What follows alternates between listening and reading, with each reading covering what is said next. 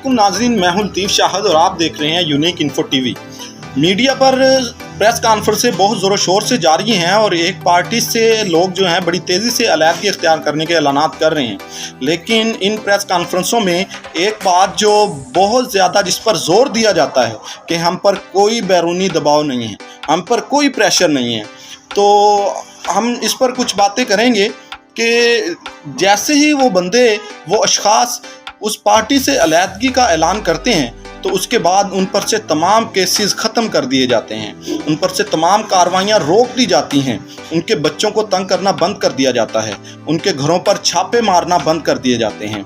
लेकिन ये बात हम भी तस्लीम करते हैं कि उन पर कोई बैरूनी दबाव नहीं होता, बल्कि वो किसी भी दबाव के बगैर पार्टी को छोड़ रहे हैं। आप मिसाल ले लें श्री मज़ारी साहबा की।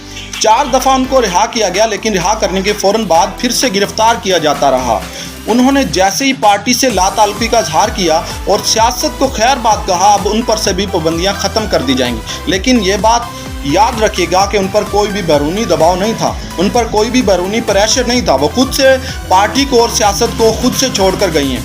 वो तो एक औरत थी, छोड़कर चली गई, और लेकिन उन्होंने पार्टी को भी बुरा भला नहीं कहा, किसी पर कीचड़ नहीं उछाला, चुप करके सियासत को खैर बात कह के चली गई। हम बात करेंगे फयाजुल हसन चौहान साहब की, जो कल तक बड़ी बड़के मारते थे, जब तक इक़्तिदार में थे बड़े उन्होंने इक़्तिदार के मज़े लूटे, बड़ा डिफेंड करते थे अपनी पार्टी को। कल तक उनकी पार्टी दूध की धुली हुई पार्टी थी, उनमें कोई ऐब ना थे, बड़ा खान साहब को भी डिफेंड करते थे। लेकिन जैसे ही थोड़ा सा मुश्किल वक्त आया, कश्ती में से छलांग लगा दी। जैसे ही पता चला कि कश्ती डूब सकती है, उन्होंने कश्ती में से ही छलांग लगा दी। असल में शापरों का यही हाल होता है, जैसे ही थोड़ी सी हवा चलती है वो उड़ना शुरू कर देते हैं। उनकी कोई डायरेक्शन नहीं होती, जिधर को हवा का रुख होता है उधर को ही वो उड़ना शुरू कर देते हैं, उधर को ही अपनी सिमत बना लेते हैं, जिधर ही आंधी का रुख होता है। लेकिन जो चट्टान की तरह मजबूत लोग होते हैं, वो तेज तूफान आंधी आने पर भी खड़े रहते हैं, साबित कदम रहते हैं और मजबूत रहते हैं, और वो लड़ते रहते हैं। जो चट्टान की तरह के लोग होते हैं, जो मुश्किल वक्त आता है वो बता जाता है कि कौन शापर है और कौन पहाड़ की तरह डट कर खड़ा है।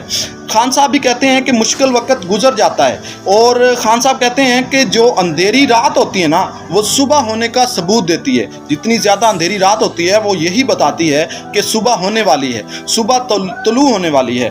तो ये मैं यहाँ पर लामा साहब के शेर के साथ इजाज़त चाहूँगा कि नोमीद ना हो इनसे रहबर फरजाना, नोमीद ना हो इनसे रहबर फरजाना, कम कोश तो हैं लेकिन बेज़ौक़ नहीं राही।